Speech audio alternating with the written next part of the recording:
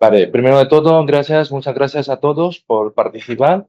El tema que os voy a hablar hoy se llama estrategias de Guanxi y grandes chinos en los sectores minorista y mayorista de Barcelona. Pero antes de comenzamos, os tengo que hablar sobre dos palabras claves que se aparecen también en este tema, que es primero Guanxi y luego migrantes chinos en España.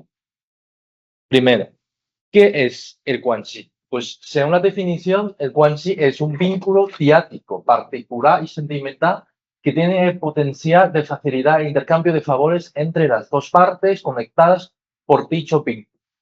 El Guanxi en China es una cosa tan importante que cada niño, desde era muy pequeño, sus padres les van a decir que, bueno, es una cosa que tienes que aprender cómo manejar en tu vida cotidiana. E incluso que Guanxi no es solamente una cosa importante para los mismos chinos, sino también para la gente fuera de China. Incluso que en algunas asociaciones comerciales en Europea les recomienda a las empresas que quieren hacer negocio en China que tienen que aprender cómo manejar el Guanxi. Y también veis que hay un montón de libros, de literatura, de páginas web que habla del Guanxi y sobre todo su relación con el negocio. Pero aquí sale una pregunta de que, ¿cuál es la diferencia de Guanxi y entre Guanxi y lo que hablamos el networking en otros países? Pues aquí hay una pequeña comparación entre las dos cosas. Y se ve que los dos, aunque tienen diferentes dimensiones que se diferencia, lo que más importante es que si imagináis que cuando estamos hablando de networking, estamos hablando de dos personas que muy probablemente que no se conocieron antes. Y luego, cuando les toca un proyecto en el que trabajan juntos, los dos se hacen algún tipo de conexión. Y luego, cuando este proyecto se acaba, los dos ya no queda necesario mantener esta misma conexiones. Mientras tanto, el Guanxi es una cosa, como ha comentado José Luis, que es una cosa que se puede heredar. Eso quiere decir que para tener un Guanxi, a lo mejor tiene que tener algún base antes de confirmar el Guanxi. Esta base puede ser compañero de escuela de hace 10 años o que sus padres se conocieron antes. Pero da igual que sea, los dos, cuando tienen este base de Guanxi y les toca también un proyecto, los dos se ve que la otra parte, la otra persona, tiene la posibilidad de ayudar o aportar algo que está necesario, los dos empiezan a confirmar la existencia de Guanxi. Y luego cuando termina este proyecto, los dos no rompen este Guanxi directamente, sino que mantiene una interacción o un intercambio de información continuamente, de forma muy frecuente hasta que les toca siguiente proyecto. Eso es básicamente la diferencia entre las dos cosas. La segunda palabra clave que voy a hablar es los migrantes chinos en España. Aquí veis un gráfico que muestra la distribución geográfica de los migrantes chinos en España y sobre todo en Barcelona. En Barcelona hay algunas zonas que se concentran los migrantes chinos. En el norte hay el Fondo o Santa Coloma de Gramenet. Aquí está Badalona, donde vamos a hablar más detalladamente en ese seminario. También en el centro hay Arc de Triunfo, o en el norte, en el sur, también hay alguna zona en el hospital, que ahí hay muchos migrantes chinos. Ahí también se ve un gráfico que muestra la evolución en el número de migrantes chinos en España. Se ve que, aunque durante los años de coronavirus se ha reducido un poco, pero en general ha mantenido una tendencia en aumento. Y claramente, cuando hablamos de migrantes, los migrantes no van a otros países para pasar su vacación, sino para ganarse la vida. Entonces, cuando hablamos de los migrantes chinos, siempre hablamos de sus actividades económicas. Y unas de las más frecuentes entre los migrantes chinos son, primero, restaurantes Pares. Segundo, mayoristas, minoristas. Tercero, exportación e importación. En esta investigación vamos a coger mayorista y minorista como nuestro objeto de investigación. ¿Por qué? Porque, bueno, yo supongo que la mayoría de vosotros habéis entrado en los bazares por al menos una vez en vuestra vida. Y no sé si os ocurre una pregunta de dónde vienen esos productos que se venden en los bazares que están marcados Made in China. Pues claramente que viene directamente de China, pero no tan directamente como decíamos. Pues existe una cadena aquí. Los fabricantes en China fabrican estos productos, los exportan a los diferentes países en el mundo, por ejemplo, en España. Luego, los mayoristas se van al puerto de Barcelona para coger estos productos, los mandan para sus almacenes que están localizados en Badalona.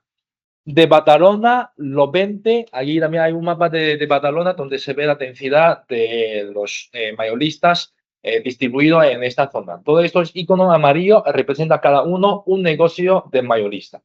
Luego, desde aquí, los mayoristas venden sus productos a los bazares que está distribuido en el centro, en todo el mundo, en todos los rincones de España.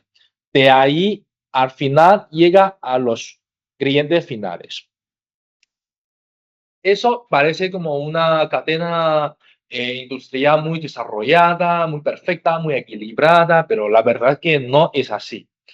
Ya sabemos una cosa, es que si una cadena es demasiado larga, al final nadie gana dinero, porque más personas involucrarse en una cadena, menos beneficio queda para la siguiente persona. Entonces, lo que hace los mayoristas y los minoristas es que intenta que no participe la otra parte. Por lo tanto, desde la parte de los bazares, intentan importar los productos directamente de China, pero nunca ha conseguido porque han tenido muy poco espacio en su tienda, han tenido muy poco dinero para aguantar una gran cantidad de productos de China. Lo que hacen los mayoristas es intenta sobrepasar a los minoristas y crear sus propios bazares y conectar directamente a los clientes finales. Ambas partes nunca han conseguido hacer esto porque cada vez que Badalona quiere tener su propio bazar, los minoristas le protestan. Y cada vez los bazares quieren tener su propia alianza y importar los productos de China, nunca ha conseguido tampoco. Aquí llegamos a la pregunta de investigación. El problema que tenemos aquí es que las investigaciones previas siempre enfatizan en contexto chino, en el sentido de investigación de Guangxi. Y hay muy poco investigación que ha centrado en el contexto migratorio.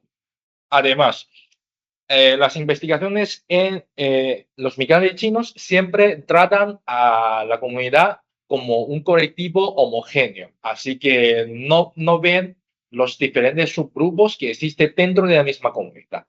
Por lo tanto, nuestra pregunta de investigación es, en el contexto migratorio, ¿cómo evoluciona el Guangxi dentro de la misma comunidad de acuerdo al sector de actividad que trabaja? Para lograr este objetivo, en la parte de metodología hemos aplicado la metodología mixta, que incluye la parte cualitativa y la parte cuantitativa.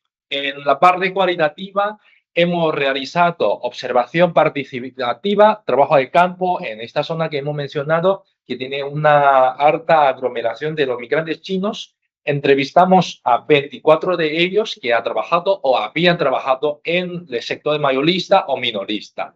Luego, para recoger los datos, hemos intentado utilizar la técnica que se llama NetMap, que es una técnica de análisis de redes sociales. El NetMap es una herramienta de entrevista participativa que permite a los informantes dibujar y ponderar sus propias redes sociales, identificando actores, vínculos e influencias percibidas en torno a un objetivo específico.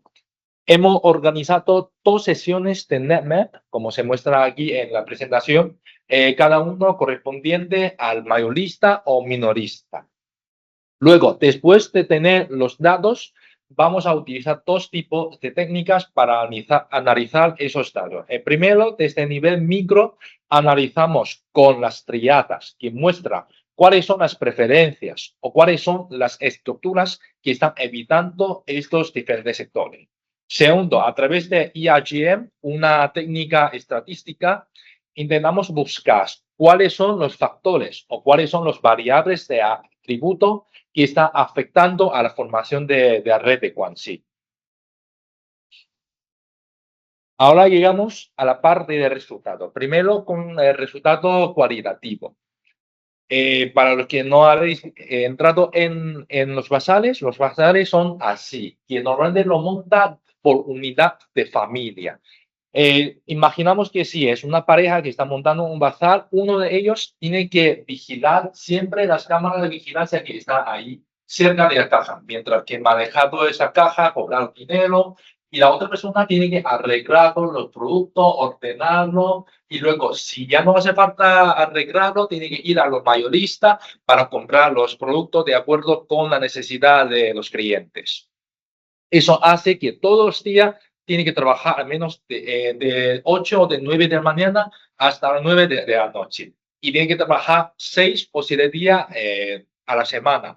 No hay vacaciones, no hay tiempo para hacer socios, no hay tiempo para asociarse con otra persona. Entonces eso hace que muchos de ellos han perdido sus conexiones, sus guancines que ya existían antes de venir a España. Y poco a poco está perdiendo esta capacidad también para crear nuevo Quanxi.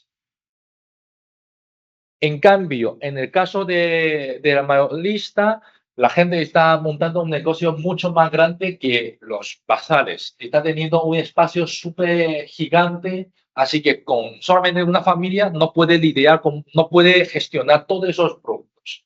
Por lo tanto, tiene que emplear mucho más personas en comparación con el bazares. Eso hace que el jefe tenga más tiempo, tenga más flexibilidad para participarse en otras actividades económicas, sociales. Y además, los jefes de mayorista normalmente son jefes de otro negocio, que monta diferentes negocios al mismo tiempo, y eso quiere decir que tienen más capital social en el tema de establecer un Quanxi. La gente le da muchas más ganas para construir un Quanxi con los jefes de mayorista que con los jefes de minorista. Pero hasta aquí todavía no sabemos cuáles son en concreto los factores que están afectando a la formación. Entonces, con la visualización de los NetMap, sacamos los datos y pasamos al análisis de triada. Aquí utilizamos una comparación de Significance Profile, un indicador para decir cuáles son las estructuras que está persiguiendo y cuáles son que está evitando. Aquí, si veis este gráfico, todos esos números que están mayores de 0, quiere decir que está intentando buscar esta estructura, mientras que cuando está bajo de 0, quiere decir que está evitando. Aquí los dos sectores tienen una alta coeficiencia, pero también vemos que en algunas estructuras específicas los dos sectores muestran una gran diferencia, como por ejemplo el T111D, el T111U y el T210. Estas tres diferentes tipos de estructura que está también mostrando aquí representan un tipo de estructura asimétrica. Y en comparación entre los dos sectores, vemos que el sector minorista no les importa tanto si es una estructura asimétrica o simétrica, mientras que para el sector mayorista sí les importa mucho y rechaza este tipo de ambigüedad entre el Quanxi, que quiere tener, aunque los dos sectores quieren tener un Quanxi cerrado, el mayorista quiere tenerlo en cada pequeña estructura. Luego pasamos al nivel macro con el ERGM. Aquí probamos con las diferentes variables de atributo y descubrimos tres cosas. Primero, la creación de Quanxi está dominada por el flujo de información. Eso quiere decir que la gente con la que pasa la información, es más probable que crea una Quanxi. Segundo, en la red minorista, la persona influyente intenta evitar involucrarse en la creación de Quanxi, mientras que en la red mayorista es todo lo contrario. Eso también acorta con lo que hemos comentado, que los mayoristas, como tienen mucho más capital social, la gente le da gana conocerse. Sin embargo, para los minoristas, como está en la última parte de esta cadena de mayorista, minorista, gana muy poco dinero, no tiene muy buena fama social, la gente tampoco quiere involucrarse con ese tipo de personas. Última cosa, es que la homogeneidad de género pesa más en la red del mayorista. Eso también tiene una explicación porque en el trabajo de campo nos han comentado muchas veces que cuando hacen negocio entre los mayoristas siempre lo hacen entre familiares. Así que reduce la posibilidad de una traición. Al final llegamos a una conclusión de que hemos visto que existen dos sectores, dos grupos que cada uno tiene una diferente estrategia en el uso de Quanxi. Por parte del mayorista tiene más tiempo, está más flexible, tiene toda la agencia para crear el Quanxi que sea. También a la gente que tiene la misma posición social le da muchas ganas para cooperarse con un mayorista porque sabe que en el futuro va a tener una oportunidad de cooperarse. Mientras tanto, en los minoristas, aunque tienen ganas de construir el Quanxi, todo les parece un lujo debido a la restricción de tiempo de energía. Al final, todo busca, en vez de un Quanxi normal, un Quanxi más instrumental de unilateral para satisfacer sus necesidades diarias. Eso, además de la dimensión instrumental y, instrumental y sentimental, nos aporta otra dimensión, que es la dimensión activa y pasiva. Siempre imaginamos que la gente tenga toda la agencia equivalente para ejercer sus capacidades, para construir su propia red de Quanxi, pero la realidad es que no es así. Mucha gente sometida a la necesidad, a la situación laboral que se encuentra, no puede hacer lo mismo como otros migrantes chinos en otros sectores. Y aquí, así es una ilustración para nuestra futura investigación. Muchas gracias.